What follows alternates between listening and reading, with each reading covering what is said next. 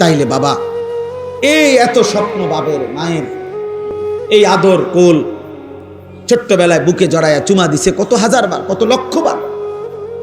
মায়ের স্বপ্ন, বাবার স্বপ্ন, এই সব কিছুর বিনিময় ছিল এই বদলা যে 16 বছর বয়সে আজ তুমি এক ওয়াক্ত নামাজ পড়ো না। 365 দিনে কোনো দিন ফজরের নামাজ তোমার কপালে জোটে নাই, আর তুমি সারা রাত সারা দিন উলঙ্গ ছবি আর নর্তকী দেখলা। তাহলে তোমার মায়ের দুধের এই তো বদলা না?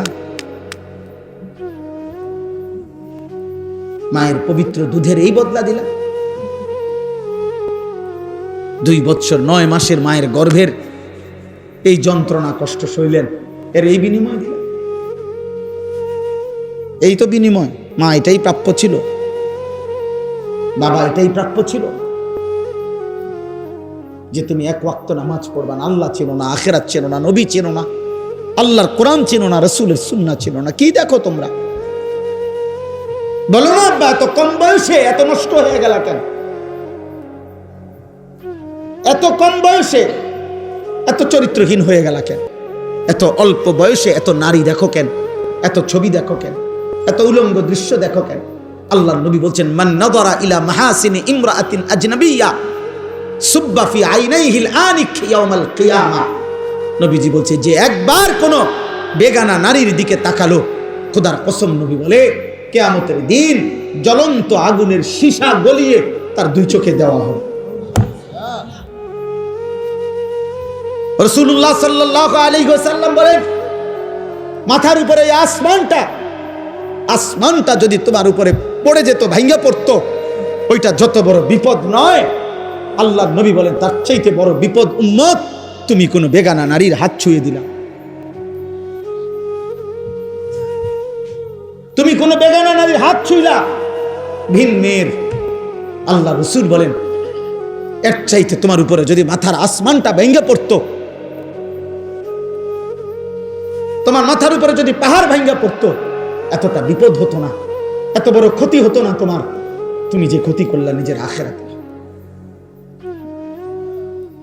তুমি নিজে ক্ষতি করলা। তোমরা বাবারা যা করছো তোমরাই ভাবো, তোমার জন্য আমি আটকাবো না, আমার জন্য তুমি আটকাবা না, কেউ কারোর জন্য থামে না। কিন্তু আখিরাতে আমরা সবাই যেতে হবে, আল্লাহ তাআলার কাছে আমাদেরকে পৌঁছতেই হবে।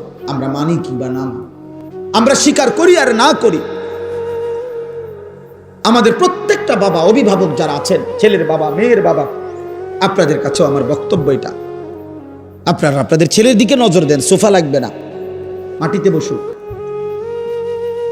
ফার্নিচার লাগবে না বাপ, ওদের সাথে আগে বোঝাপড়া করেন যে তোদের জন্য আমি কেন ফার্নিচার বানাবো।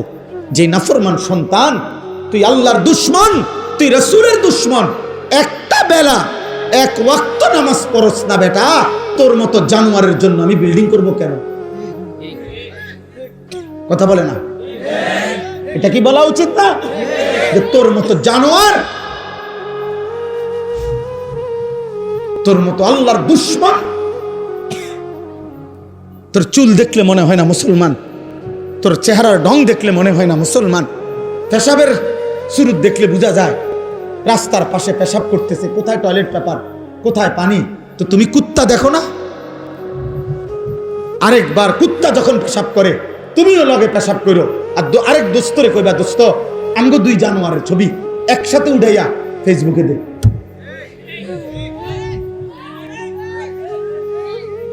বলে দুজনের ছবি একসাথে উঠা, আমরা 2 জন একই, ওরও কোনো পানি নেয় না, ও টয়লেট পেপার ব্যবহার করে না, আমিও করি না, যা মিলছে ভালো।